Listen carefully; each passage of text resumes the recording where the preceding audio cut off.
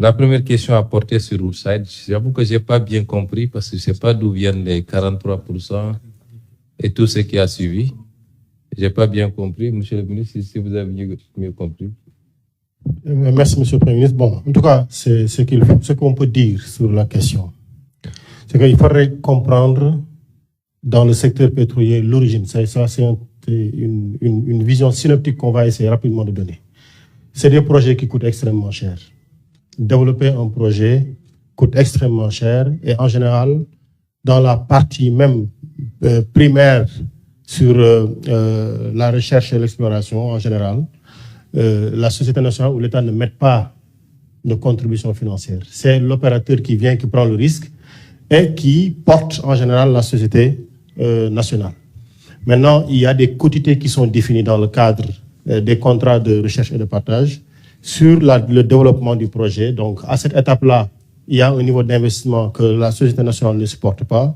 Quand on commence le développement et la production, il y a un niveau de contribution que la société intègre dans le développement du projet, ainsi de suite. Mais ce qu'il faut comprendre, c'est que aujourd'hui, si on prend le cas de Woodside, le projet a connu une prise en charge de ce qui devait être à l'origine de la contribution de Petrosen. Et d'ailleurs, c'est un point qui est en train d'être discuté aujourd'hui parce que Woodside nous dit, nous vous avons porté aujourd'hui dans les ventes, on va récupérer ce sur quoi nous avons porté, donc vous n'avez plus le droit d'accéder. Donc ils sont en train de vouloir nous facturer en montant de 71 milliards. Mais c'est ne pas connaître déjà Alioune Gueye, il est tellement teigneux et têtu. Ça, je viens de le dire, il est en train de faire un excellent travail dans la discussion pour défendre crânement les intérêts du Sénégal, alors que à l'origine, les dés ont été pipés parce que c'était très, très, très mal négocié. Aujourd'hui, ce qu'on fait, c'est à la limite courir derrière une situation qu'on est en train d'essayer de rattraper. Et je pense qu'en fait, des jalons sûrs sont en train d'être posés pour trouver les meilleures réponses dans la défense stricte de l'intérêt du Sénégal sur l'intégralité des projets, qu'il s'agisse de GTA, qu'il s'agisse de Sangomar ou de Yakar Teranga ou sur les autres projets. Voilà un peu une réponse globale qui précise ce point-là, monsieur le Premier ministre. Merci. Je pense que, de manière générale, pour les renégociations, il faut comprendre qu'il peut y avoir plusieurs axes de renégociation. Le premier axe, c'est l'aspect juridique, qui est le plus important pour moi, parce que c'est celui-là qui peut nous permettre d'aboutir quelquefois même à la reprise d'un certain nombre de permis. Nous avions beaucoup travaillé sur ces questions-là et nous avions dit, pour tous les permis qui ont été attribués en violation de la loi, nous donnerons tous les moyens pour les reprendre. Et nous sommes en train de le faire. Je vous ai cité tantôt un certain nombre de permis qui ont été retirés de 2024 à maintenant.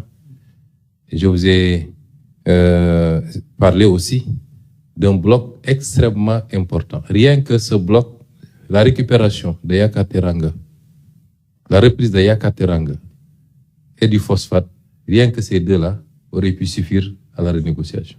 Rien que ces deux-là. Il est bon que les gens comprennent l'impact. Vous avez Yakateranga, dont une partie des réserves est déjà prouvée. Cette partie qui est prouvée pour nous permettre d'alimenter de manière autonome notre politique industrielle sur les 30 prochaines années. Rien que Yakateranga. Il faut qu'on comprenne les enjeux. Et il est évident que les réserves à prouver sont encore extrêmement importantes. 2,5 ou 2,7 TCF sur 27 de réserves projetées. Vous comprendrez la marge que nous avons. Donc, sur les attributions qui ont été faites en violation de la loi, ça c'est l'aspect juridique.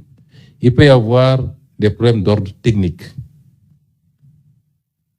sur la réalité des investissements réellement consentis. Il peut y avoir des problèmes financiers ou fiscaux. Vous avez entendu des redressements fiscaux qui aujourd'hui font l'objet d'arbitrage.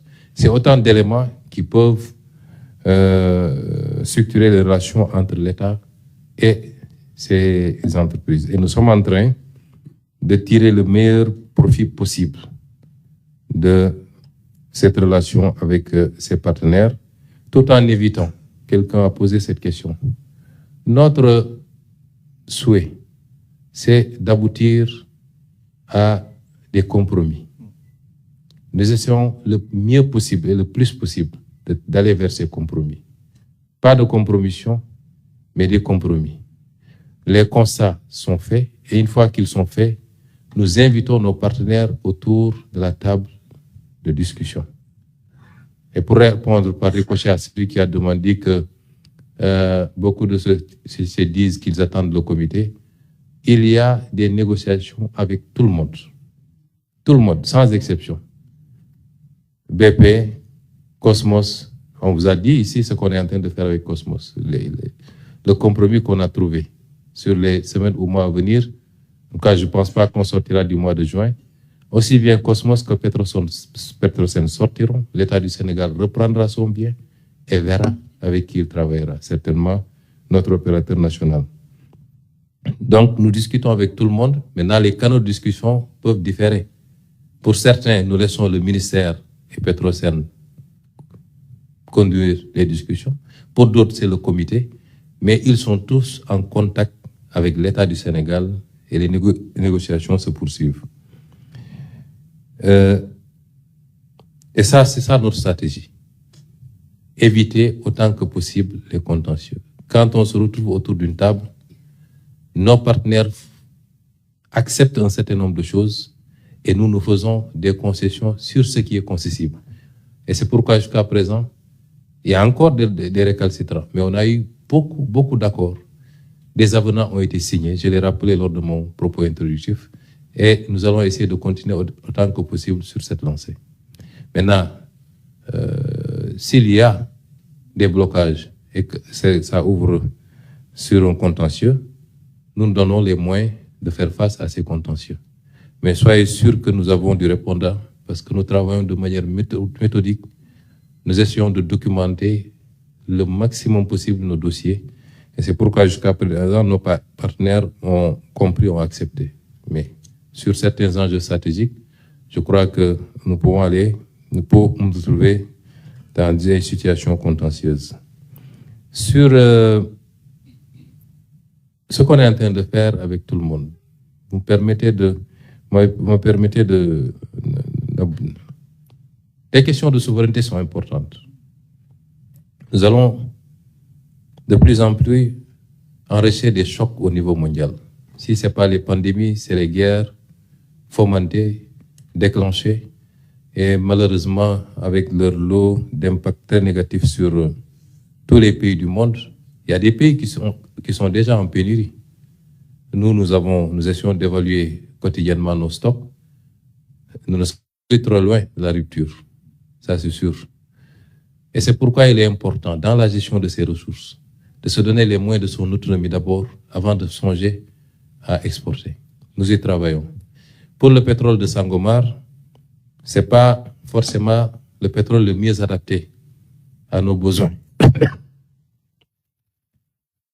Le mieux adapté à nos besoins de raffinerie, de raffinage.